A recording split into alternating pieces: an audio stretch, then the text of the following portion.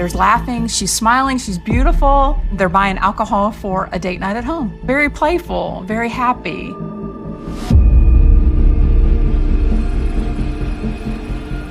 They notice a half-naked body lying in the road. There was a laceration to the head, and there was a significant pool of blood. And there was a bottle of alcohol on scene. I saw that it was uncorked. It was next to her. Was this murder, or was this an accident?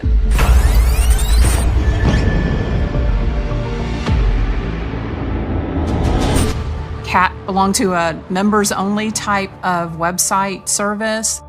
She was a beautiful woman, and one of the ways that she made money was selling pictures of herself.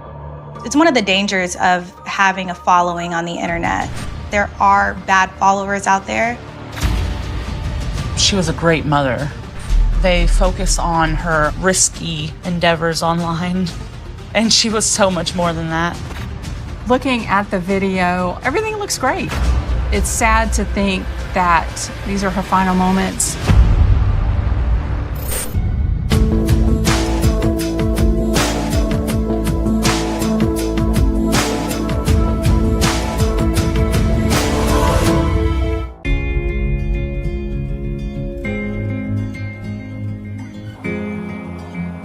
January 2018. For Kat and Jeff West, the quiet Birmingham, Alabama suburb of Calera is the perfect place to raise a family.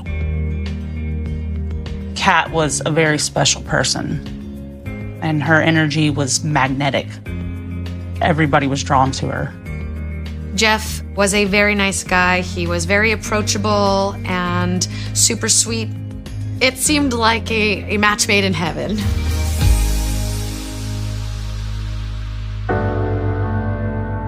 Kat and Jeff have been together for nearly 15 years, and it's clear why Jeff fell for his wife. Kat was beautiful inside and out. She captivated the audience the minute she walked in the door. She had a banging body, her makeup done all the time. Kat was hot. Kat and I met as teenagers. She had this little Pontiac Fiero that I thought was really cool. She would pick me up and we would spend time with friends and go to the beach. We just did what most suburban kids do. After high school, Kat surprises her friends when she takes a job in a club working as an exotic dancer. She bought a condo in Tampa when she was 21 and began a relationship that she told me took her down a dark road, and she developed some bad habits, and it was not a healthy relationship the way she described it.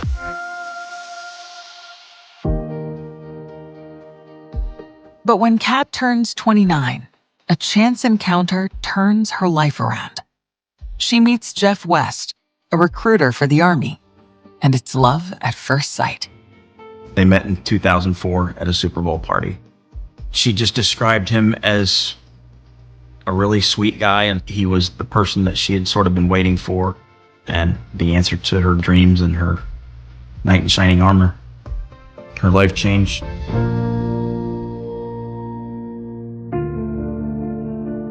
With Jeff in her life, Kat stops dancing, and after 4 months of dating, the couple marries. A year later, in 2005, the couple welcomes a baby girl, Logan, into the family. Kat was a great mom. Yeah, she adored her daughter. She would always rant about how Jeff was a great dad. They were very family-oriented, and you could see it. In 2014, Kat and Jeff settled down in the small town of Calera, Alabama. They moved to Alabama because both of their families lived there, and they wanted to be close to the grandparents. They bought a big house. Jeff retired out of the military, and they had a great family life.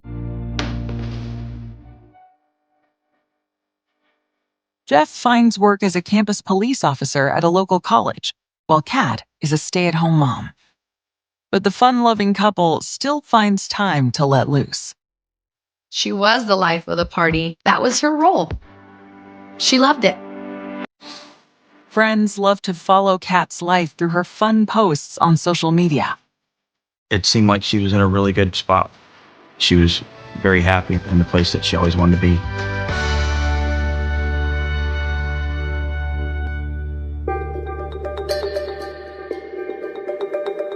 January 12th, 2018.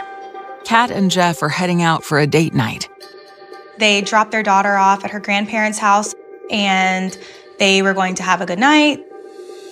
Kat's parents and her daughter have no idea that this is the last time they will see her.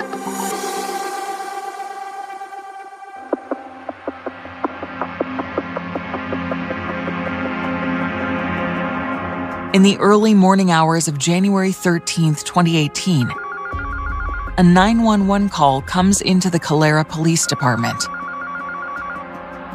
Around 5 a.m., a young woman living in the neighborhood noticed a half-naked body lying in the road. The neighbor calls 911, and Calera Police Department rushes officers to the scene. When they got there, they saw a female body and nothing but a pink bra. The body is half in the road and half in the grass. There was blood around her, and there was a bottle of absinthe right next to her as well.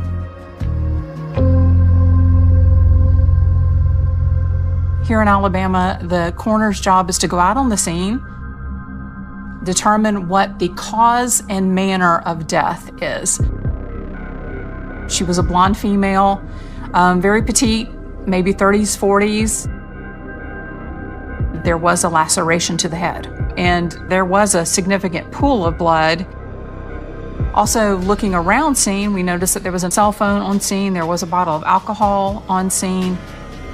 We saw that it was uncorked, it was next to her, but the bottle was kind of leaning up against the phone at an odd angle, so that was odd to all of us. The bottle and cell phone are collected for testing, as investigators look for evidence to help identify the victim and explain what happened to her. There's a myriad of scenarios that are playing through your head. At face value, this looks like it was just an accident. Maybe they had walked down the street and they were hit by a car or fell, hit their head. Was she pushed down? Was this done by somebody?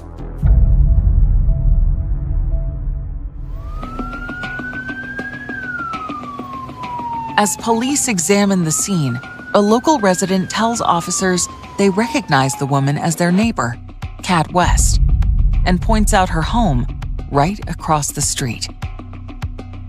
As detectives approach the home, they see that the door is open. Jeff West appears in the doorway. The detective could tell that he was visibly shaken. The investigators gently begin to interview the distraught man. He had started to kind of detail their previous date night. They go to dinner, and after, they didn't want the night to end, so they stopped at the liquor store, bought a bottle of absinthe, and went home and continued the night. She's changed, she's in something more comfortable. He's taken photos of her, and it seemed like the night was going well for the two of them.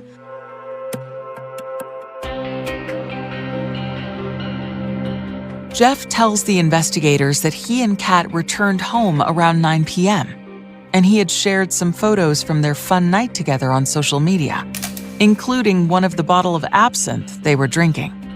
He told police officers that he was tired, his leg was hurting, he went to bed in the downstairs bedroom around 10:30 p.m., and he also told them that his wife wasn't ready to put an end to the night at that time.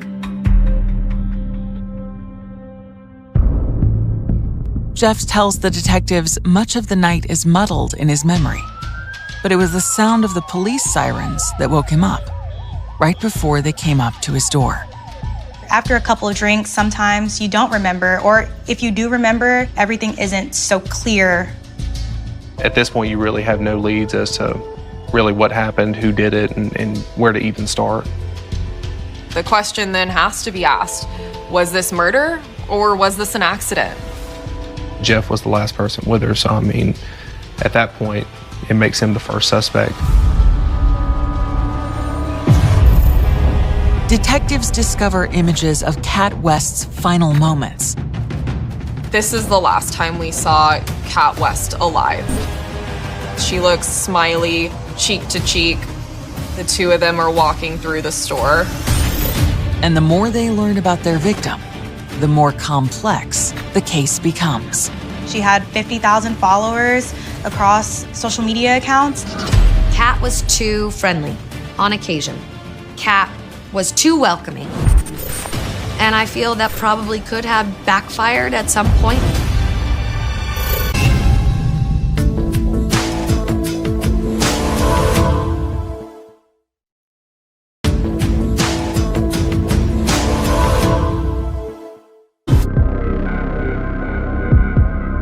Detectives trying to unravel how Kat West died are interviewing her husband, Jeff, who tells them his memories of the previous night are hazy. After a night of drinking, he says he went to bed, while Kat continued to party. This couple went to have dinner and drinks. They went to a liquor store. They went home to drink more. So I think it's more than fair to say alcohol had an influence in what recounting these events looked like.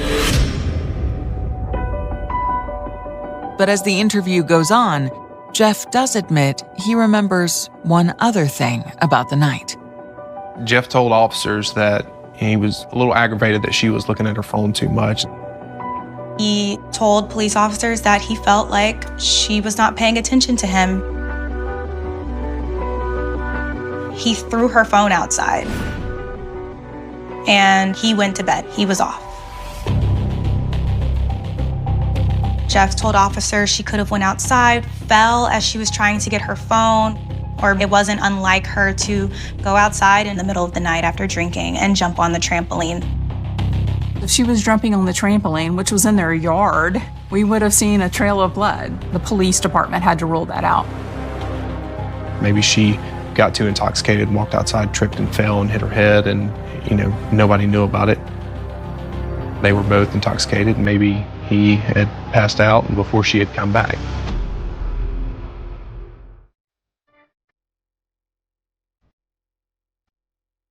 Investigators hope the coroner's report will help clear up the cause of Kat's death. As detectives wait for the report, Jeff takes to social media to let the couple's friends know what's happened. I saw a post on social media that said, "Rest in peace, Kat West." I was shocked and sad and just couldn't believe it. I hadn't heard from her in a while, and I went and checked her page. And that's when I found out that she was gone.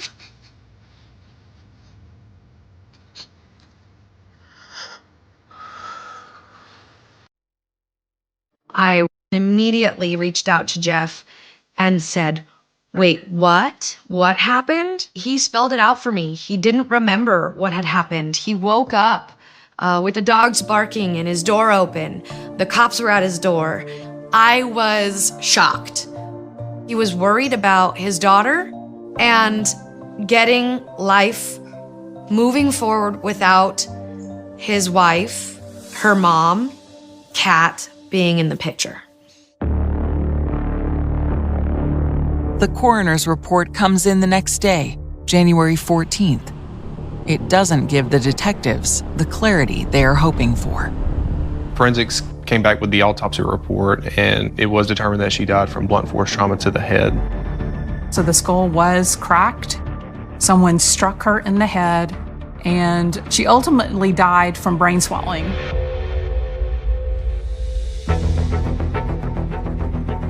Looking at her laceration, it was about 2.5 inches long. It was on the side of her head, just a few inches from the top of the head. Where she had the laceration, it's almost impossible to get by falling down, and there was nothing out there for her to hit her head on.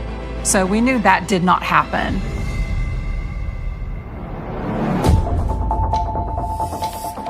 We know some kind of tool was used that was blunt, did not have a sharp edge on it. And the main thing that was in the vicinity that could have caused that was the bottle of alcohol. There was a bottle of absinthe next to her that had a small chip in the base of it. So the liquor bottle is very heavy. If you strike someone with that type of glass, it will not break. And there was some blood smears on the bottle that were cat's blood.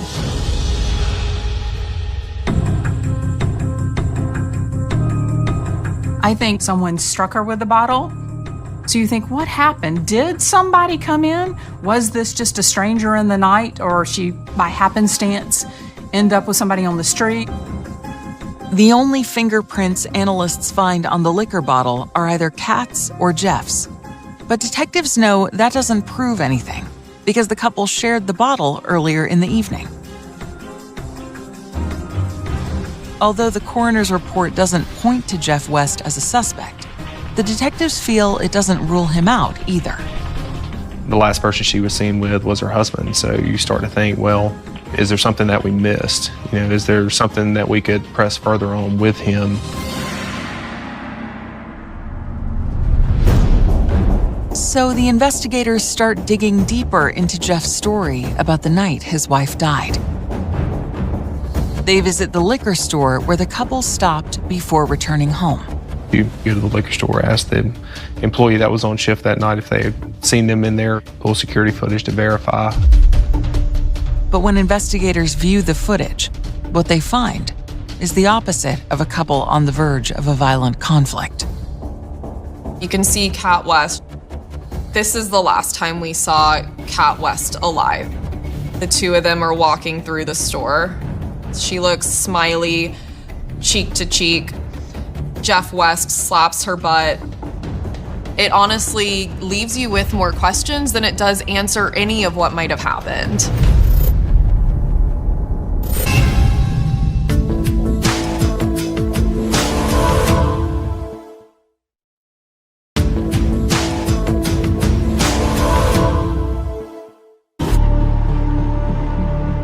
Detectives suspect Kat West's husband Jeff may be involved in her mysterious death, but have no proof. They're examining Jeff's story about what the couple did earlier on the night Kat died, and have discovered surveillance video from the liquor store he says the couple stopped in. The video includes the final images of Kat alive. Looking at the video, everything looks great.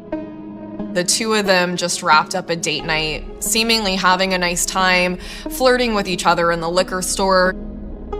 It was funny when I saw it. He pats her butt. And I kind of chuckled because that's who he was. He loved his wife. He loved the way she looked. There's laughing, she's smiling, she's beautiful, and they're buying alcohol for a date night at home. Everything appears to be normal, very playful, very happy. And it's sad to think that these are her final moments. This final moment of her in the liquor store, that's who they were. That's who they are. They're good people, and she didn't deserve it.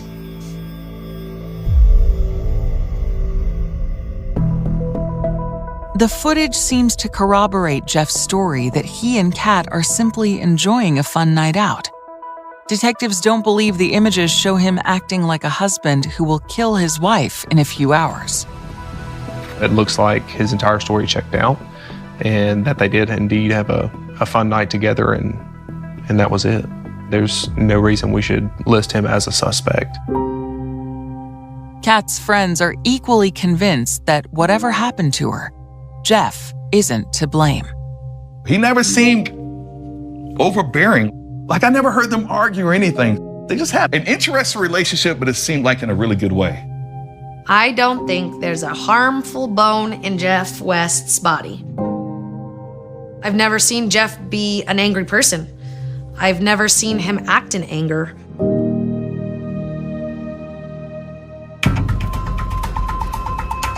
Although the coroner could not determine the exact cause and manner of Kat's death, investigators suspect foul play. And with Jeff now considered less likely to have been involved, the search is on for other potential suspects. She has a laceration to the head from blunt force trauma, so we were thinking there is something nefarious about this death. The other side of the investigation that you have to look at is, who is Kat West? You try to find any information you can on her. Is she cheating on her husband? Does she have any enemies? We've got to look at all sides of this. When investigators dig into Kat's internet history, they learn that she has a massive online presence. Kat had a lot of friends online. You know, I keep my friends on Facebook, just my friends that I know. Kat had thousands of friends on Facebook because anybody that would add her, she would add. And I think that's what kept Kat on her phone all the time, was that she was always talking to people online. When Kat got hundreds of likes for a photo, that's a dopamine boost. But the investigation also leads to a concerning discovery about Kat's online life. She wasn't only active on mainstream social media sites. One of the things that came out was that Kat belonged to a members-only type of website service, that she would take pictures of herself in lingerie, maybe even provocative type poses, and was selling pictures of herself. She had over 50,000 followers on her page who loved to purchase photos of her. She would model herself as Marilyn Monroe and went by the name Kitty Cat West.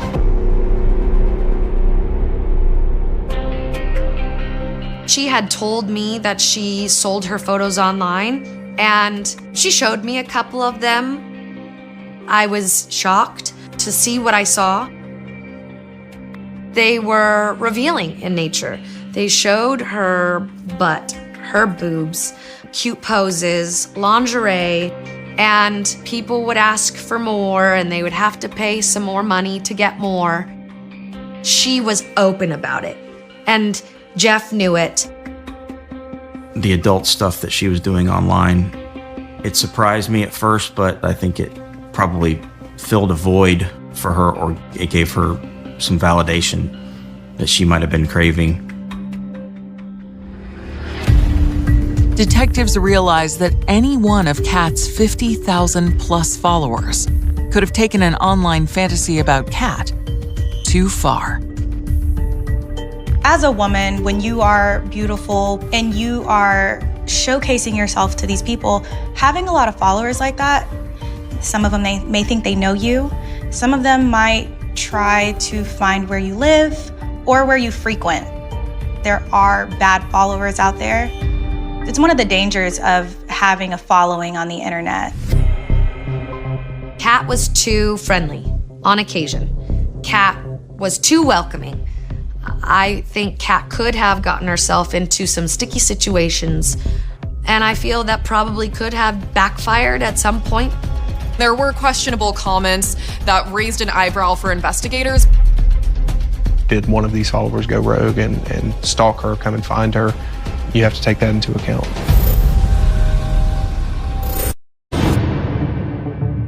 The investigation into the death of Kat West has taken an alarming turn after investigators discover her photos on an adult website with thousands of subscribers, any one of them a potential suspect.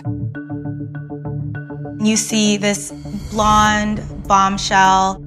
She is in her 40s. She is a hot mom, and she had 50,000 followers across social media accounts.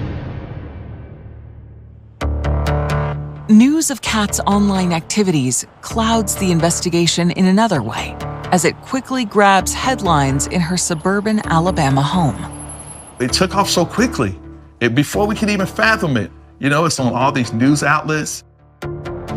I was a digital content producer at a news station in Birmingham at the time. In Alabama, it's conservative, it's the Bible Belt. A woman like Kat West, being a cam girl or an online selling nude photos, that is not your typical mother in this town. And it raised a lot of eyebrows. There was a lot of victim blaming that she somehow contributed to her death. Her background of what she did was frowned upon. Obviously, her drinking was frowned upon. The community, they don't want to believe that this happens in Calera. Just because she took those beautiful pictures, she was much more than that. They don't talk about how she was a great mother. They focus on her online stuff, her risky endeavors online. And she was so much more than that.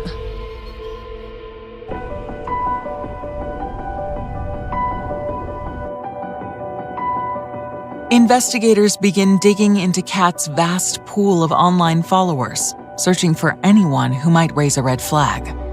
I've seen some of the comments online, and they're not necessarily the nicest sounding people. I can't imagine what was in her inbox. Like, I'm sure it was pretty graphic. Calera Police Department did a fantastic job and took their time to go back to her website to find out who was subscribing and literally check out every one of her subscribers. You've got 50,000 followers to sift through and try to see if there's any case to be made on that. But after 2 weeks of digging, investigators cannot find anyone among her online subscribers who might have been in the area the night Kat died. Those people were ultimately ruled out and not considered suspects in this case. Detectives are back to square one with no suspects. As they review their case, given the new information about Kat's online site, they can't help but wonder whether they dismissed her husband, Jeff, too quickly. Kat West taking nude photos and selling them online also raises the question, how did her husband feel? But investigators discover that once again, there's nothing to support suspicion of Jeff. She wasn't living a double life. Jeff, he was very aware of it. Even her parents knew about it. His parents knew about it. So it wasn't a secret. There had to be someone behind the camera taking those photos. And sure enough, it was Jeff. He's in adoration of Kat and posting how hot she is. And so at that point, you're really not considering him as a suspect as much as you were before. He didn't seem to mind at all. In fact, at one point, Jeff told me, that's how she makes her money and makes herself feel good. That's fine.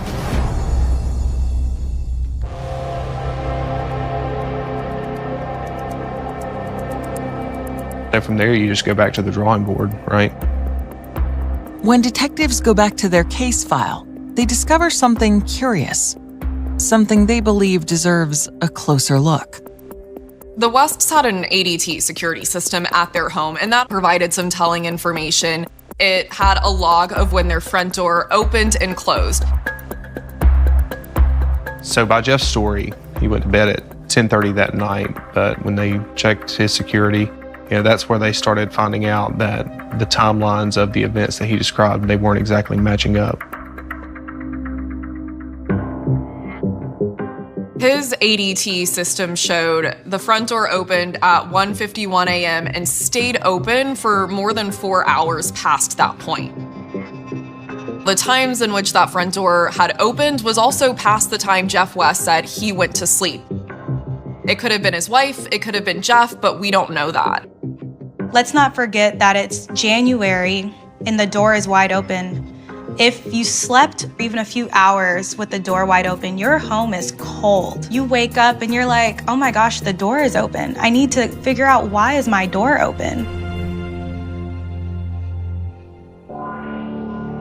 The confusing data from the house security system causes investigators to once again take a look at Jeff West. And their new suspicions lead to a warrant for his cell phone records. He told police officers he went to bed at 10:30, but his phone logged that he had been moving around past the time he told officers he went to bed. According to the fitness history on his phone, a short time after 11 p.m., he had taken 18 steps.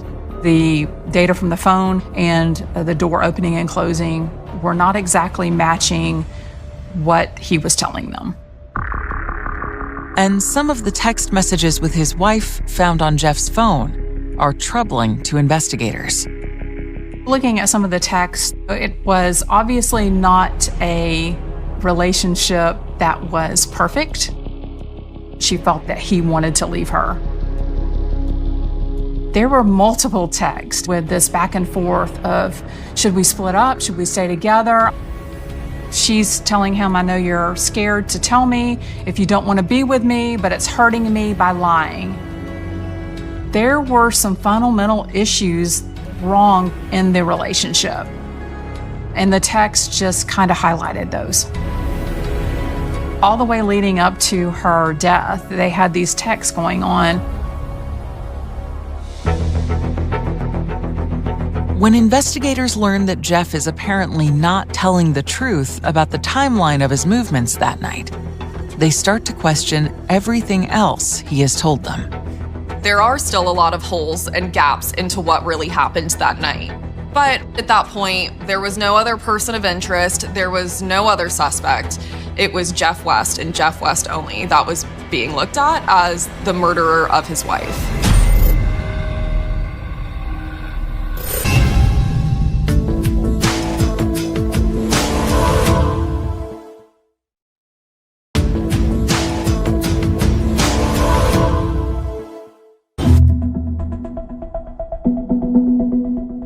Investigators in Calera, Alabama have found evidence that contradicts Jeff West's story about his actions on the night his wife, Kat, died.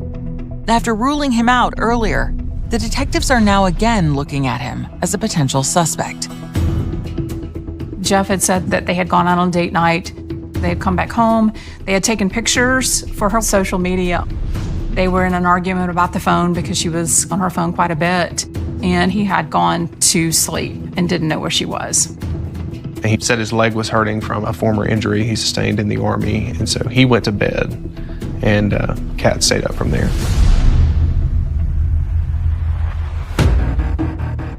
Detectives know the data from the West's home alarm system and from the fitness tracker app on Jeff's phone appear to contradict that. But Jeff is sticking with his original story. He told police officers, how does anybody know the exact moment they went to bed? What's the difference between 10:30 and 11:15? If alcohol was involved, if someone asks you to the minute when you went to bed last night, are you able to have an accurate answer? With Jeff now firmly in their sights, detectives go back and review all of the evidence. That includes obtaining the original 911 call from the neighbor who found Kat's body. When they listen to the full recording, they discover it contains a critical clue. When she called 911, she asked had anybody already called this in, because across the street, she could see a man pacing in his home and the door was wide open. This statement contradicts what Jeff West told police officers, and that was that he was awoken to the sound of sirens, which were not there yet.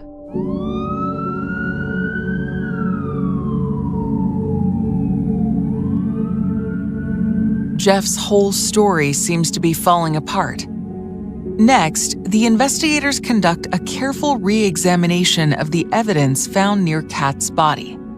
They realize there may be an explanation for some of the unusual things they noticed there.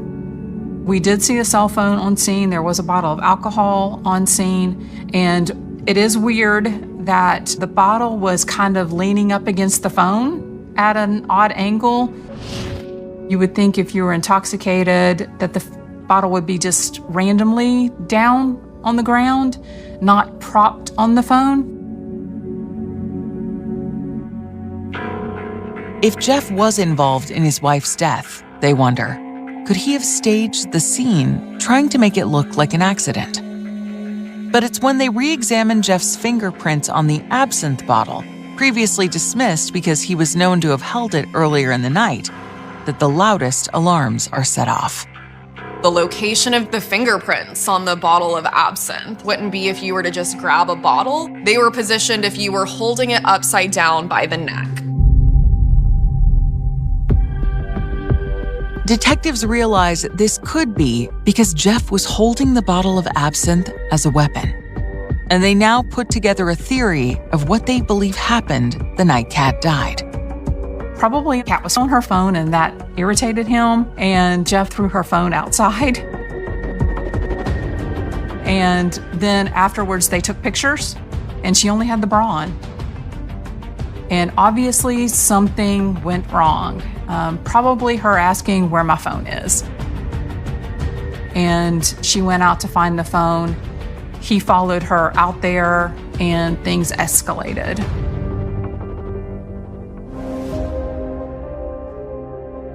I think he initially struck her with the bottle. She fell and probably lost consciousness at the time. And he walked back to the house. And as she regained some type of consciousness, she moved around in the grass and kind of pulled herself to the curb.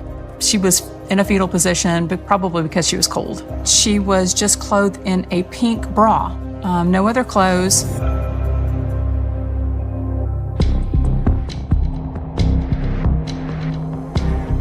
Afterwards, the investigators theorize Jeff tried to cover up his crime by staging Kat's cell phone and the bottle next to her. Obviously, there are some holes in the story, and as it progressed, the holes became bigger. So about 5 weeks after the cat was found on the street, Jeff was arrested for her death. Despite having only circumstantial evidence, on February 23, 2018, police charged Jeff West with murder. Jeff continues to insist he did not kill his wife, and many people believe he is telling the truth.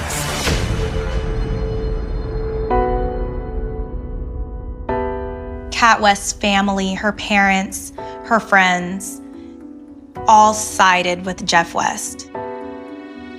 They immediately said that he didn't do it. They loved each other, and they had this marriage that was so beautiful.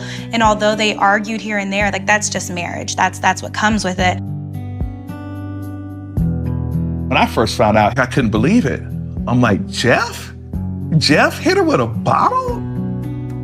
I would have never pegged Jeff to be harmful in any way. I was in disbelief that Jeff would have killed Kat. The evidence is counterintuitive to what I knew about her and Jeff.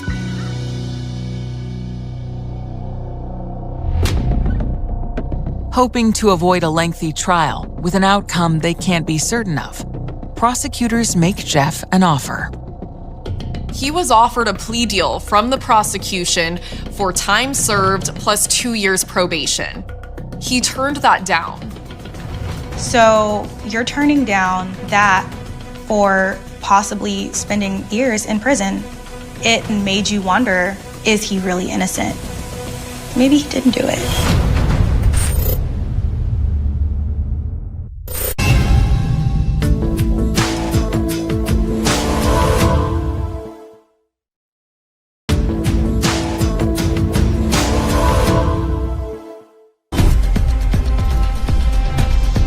Jeff West's trial for the murder of his wife Kat outside their Calera, Alabama home is set to begin on November 17, 2020.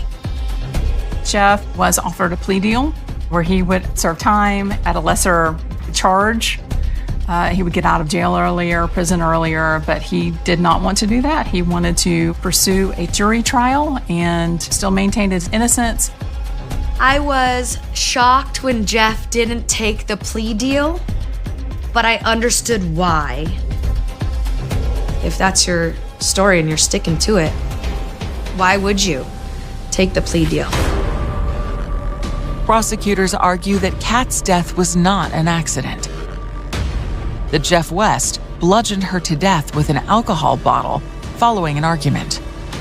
The most damning testimony that was given was the medical examiners, who said that she could not have died by falling.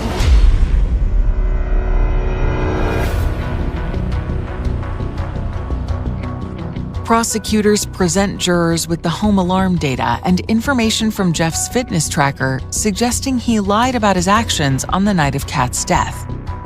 They display the texts showing a troubled marriage. And they showed the video of Jeff and Kat purchasing the murder weapon, a bottle of absinthe.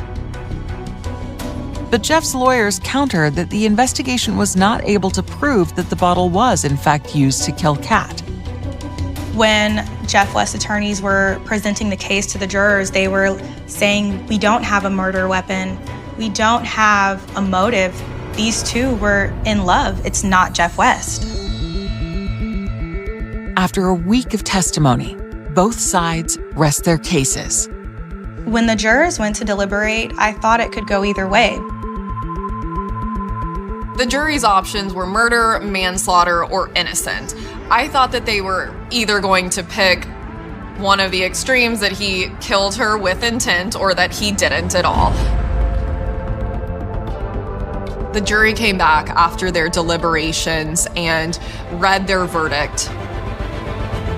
Jeff West was guilty of reckless manslaughter.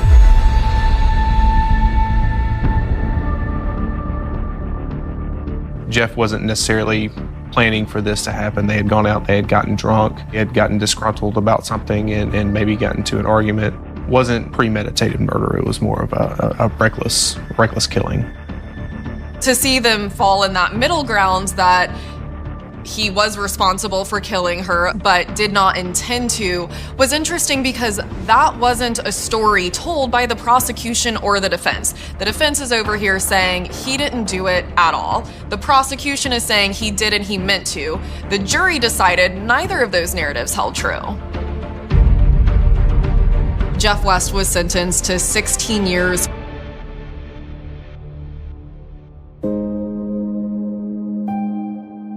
Though Jeff West sits behind bars, for many, questions about his guilt still linger. I think Calera PD saw online double life, jealous husband, crazy guy, and he killed her. But there are lots of other avenues that could have happened that night that I don't feel were investigated well enough. I don't think justice was served in the case because I don't think it was proven beyond a reasonable doubt. But that doesn't mean he didn't do it.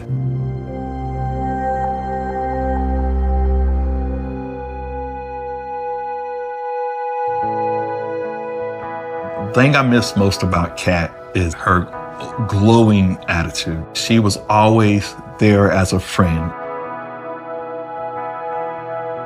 She could cheer you up any time of day, just a sweet person. She's gonna wake